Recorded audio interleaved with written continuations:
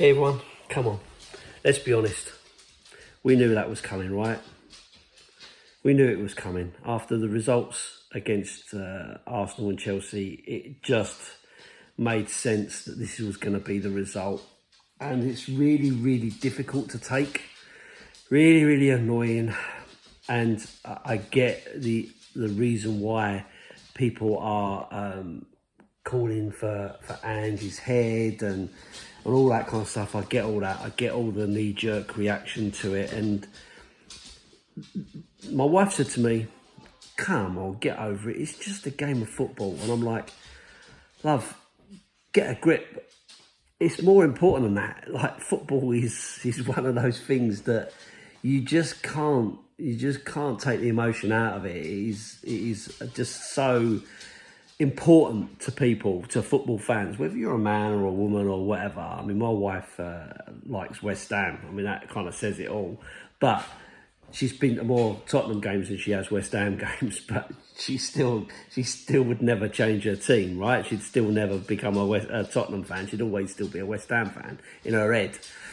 And that kind of tells its own story, right? You know, that once you're in, and that's it. So difficult afternoon. And I've left it till today. I've actually been to my daughter's house, smashing up bricks and concrete to put rubble in her garden to get my frustration and my anger out, because I was so fed up with the whole bloody thing that I just couldn't bring myself even to think about it. And I've barely spoken about him. I just spoken to my mum, and she said to me, "Oh, how did Tottenham get on over the weekend? You know, I haven't seen it on Match of the Day too." And I'm like, "Mum, you don't even want to know. Like, you don't even want to know what's going on. It's just been a nightmare. Like, the last 4 weeks have just been, or 3 weeks, whatever it is. It's just been horrendous. And the season can't end soon enough for me. I'll be honest. So in terms of review of the game, let's review the game. Let's talk about how it went and how we felt about it, and see if any of this makes any sense. So first 5-10 minutes, I thought we were good. I thought we were up for it. That he'd obviously got right into them and given them some real stick about it, and there was an urgency about the play. We were trying to pass the ball. We were trying to press and so on. But it's always going to be a difficult afternoon when Mo Salah has got something to prove. And I think he really did have something to prove. And then you put in there against, with all due respect to Emerson Royale, he is not a left back. He's a right back. And I don't think he's even great in that position. I know he's improved an awful lot, and I feel sorry for the lad. And I don't want to single him out, but he made a massive error there. He's not looked. He doesn't know where his player is. He gets caught in possession and gets caught not watching, and Salah just does Vicario at the near post. And I think Vicario probably could have done better there. I think he's expecting him to go across him and doesn't. And it's a great ball, and it's a great header, and you've got to look at Emerson and say, mate, you messed that right up. And it was at that point, for me, the whole thing changed. It was almost like heads dropped, the passion drained. They then realised that they were in for a game. This wasn't going to be easy. They're going to have to work hard, and I don't think they really felt that they were up to it. I don't think they felt they were up to the job. It can't all be down just to Emerson Royale, but at least two of those goals are down to his performance. And you're giving yourself a mountain to climb. 4-0 down, and it's just unbelievable, isn't it? You look at it, you're thinking, well, there's just like Liverpool. And you've got to give credit. You've got to give credit to them, because I thought that they played really, really well. I actually thought, the Arsenal game, the Chelsea game. I didn't even see the Newcastle game because I was in Iceland. But out of those two games, the other two games, Liverpool were far the better team with Chelsea and Arsenal. They played really, really well. Their passing was crisp. Their press was brilliant. Their crossing, chucking the ball across in the way that they did, testing us. I just thought they looked really, really good, and this was what I was expecting. I was expecting a drubbing. I was actually glad that Dave the Irish Hotspur didn't ask me for a prediction for this game, because I said in the last one that I never want to predict Tottenham to lose. But to be honest with you, I really felt that this was one that was a step too far. We haven't won there since 2011, I think they said. So it's a massive ask, isn't it? It's a massive ask. Ange then makes the changes right towards the end of the game. You're getting Maddison on, you're getting Skip on. I can't think of who else he brought on. It escapes me. But ultimately, Lo Celso, I think he came on as well. But ultimately, you then in the situation where all of a sudden the players decide they want to play and they want to have a go. Richarlison, why didn't I call that on? So Richarlison comes on, and it's an instant impact, and I know he gets so much stick and all the rest of it. I'm not calling him out that he's the answer or anything like that, but he is a target man. He is a number 9. He plays like a number 9. So for me, it was like, it made absolute sense. And I felt we probably needed to make those changes a lot earlier than we did. Maddison's, still not particularly effective, but he was direct. He was trying to make something happen. And Son came alive when he went onto the left-hand side, and I thought he looked like he had some purpose again. He looked lost in the middle. Richarlison, really well-worked goal. Johnson far better on the right-hand side than on the left-hand side. Great cross, great goal, really, really well taken. And I thought he really deserved that. Son as well, popping up with a goal. I was actually calling out at the TV. I was getting annoyed with Sonny. I felt that he was trying too hard in the end and not making the easy pass. There was easy passes on that he could have made that he didn't. And I'm like, why are you not passing? Skip kept making the overlap and getting nowhere. He's not getting the return ball or anything like that. And I'm like, it's calling out for someone to get in there and cross that ball, Sonny, to someone in the middle. Because we had success of it, Richarlison scored a goal from a cross. It's on. So you get that, and all of a sudden you've pulled 2 back. The other really disappointing thing was, I really don't understand how there was no penalty given when the Liverpool defender, and I can't think of it for the life of me what his name was.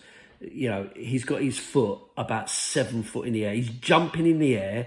He's got his foot at head height, and he clambers into Johnson and pushes him into the post. How that isn't dangerous play?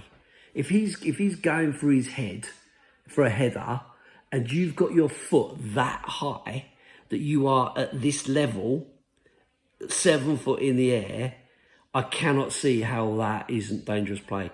Win the ball or don't win the ball, that is endangering an opponent. Now, I'm not saying that would have made all the difference, but it would have made those last minutes really, really edgy. Really, really edgy.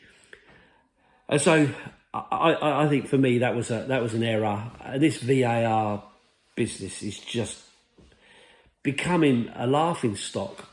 And it's not the system itself. I mean, I'll be absolutely clear. I'm not a fan of VAR. I always have said that I prefer the on-field ref to make the decision, and the decision should be accepted, right or wrong, and then we can debate whether the referee made the right decision or not. In this situation, the referee, Paul Tierney, made the wrong decision. He didn't see anything wrong with it. VAR should then look at it and go, did he make the right decision or not? No. Okay, have a look at it. This is what we think. We think we should take another look at this because this is what we think. But the inconsistency with VAR is the massive problem. And the problem with that is because you've got people making decisions and everyone's seeing things differently. if Havertz was a penalty against Bournemouth where he went down hanging his leg out like that, how is that against Brennan Johnson not a penalty? It just make it make sense. Like, make it make sense to me. But listen, it's immaterial. We would have lost the game anyway, even if it would have been a penalty. There's nothing to say that we would have scored the penalty, and there was nothing to say that we would have come back from it. So it's immaterial. But my point is that it's just so inconsistent, and you can understand why fans and managers and players get frustrated with it all, because it's just so unclear, and it's just ridiculous. But again, that fight in the last 10, 15 minutes showed me that there is heart in this team that can really get on it and make something happen if they believe and play the way that Ange wants them to play. If he's insisting this is the way he wants to play, and that's what we're going to look at, and there was a level of success in that in the first sort of 10 games, then you've got to take that on the chin and go for it. The point is, we are miles away. We are miles away from Champions League football. There is no way Champions League football is going to help us. You know, we are not in a position to challenge for the Premier League, the Champions League, Europa League, or anything like that. There is so much work to be done, and you can see it. And when you come up against teams like Arsenal and Liverpool, it's clear to see. The same with Newcastle, with the money that they've spent. They've had a lot of injuries, they've had a lot of problems, but they are a decent team. Everyone was tipping them to be right up there with the money that they've got available to them, the resources.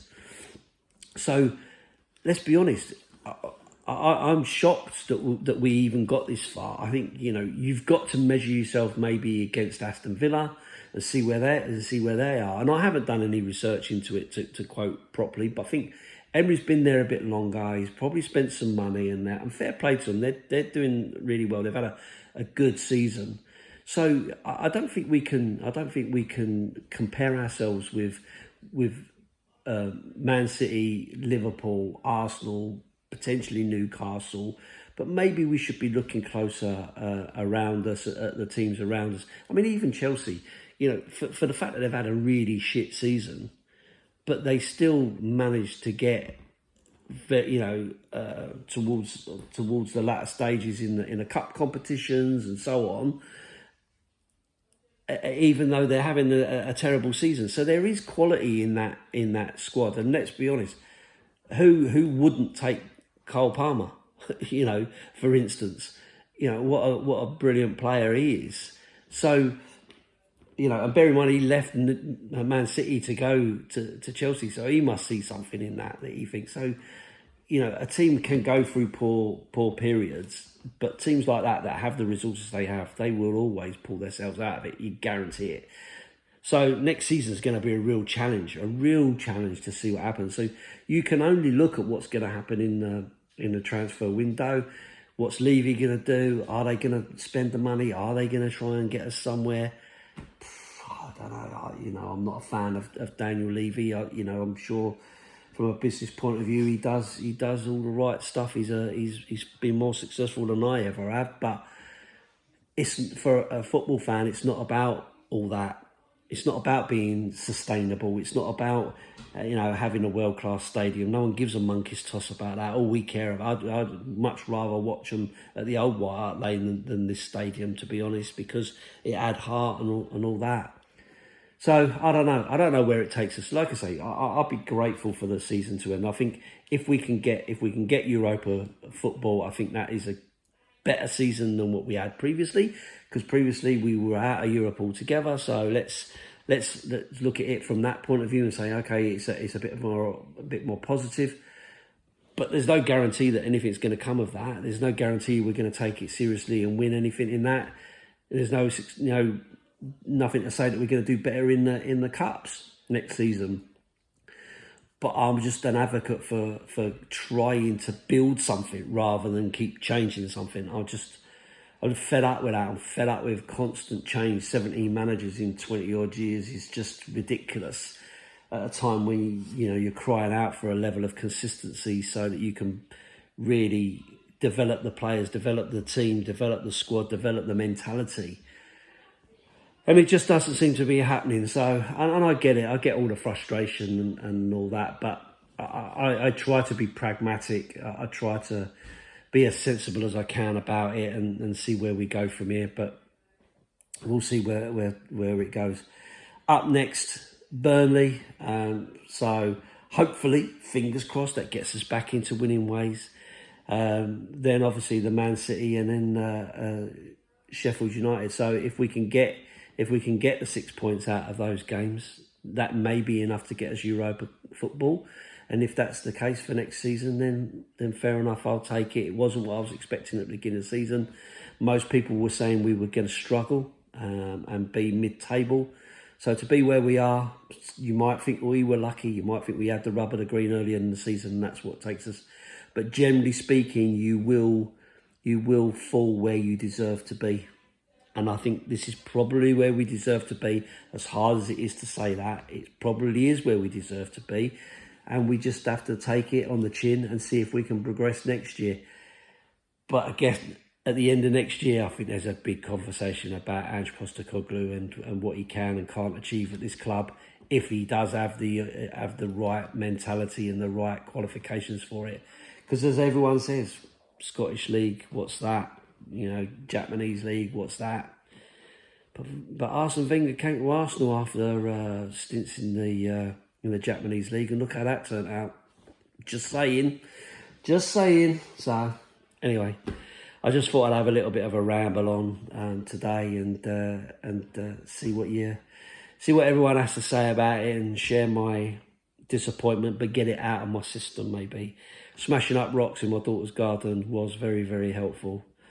What do you think of my new glasses? I've got new ones. I'm going for the round look at the moment. I've got a pair of square ones as well. We'll see how they look in the next video maybe, and I'll let you decide which you think is the best look for me.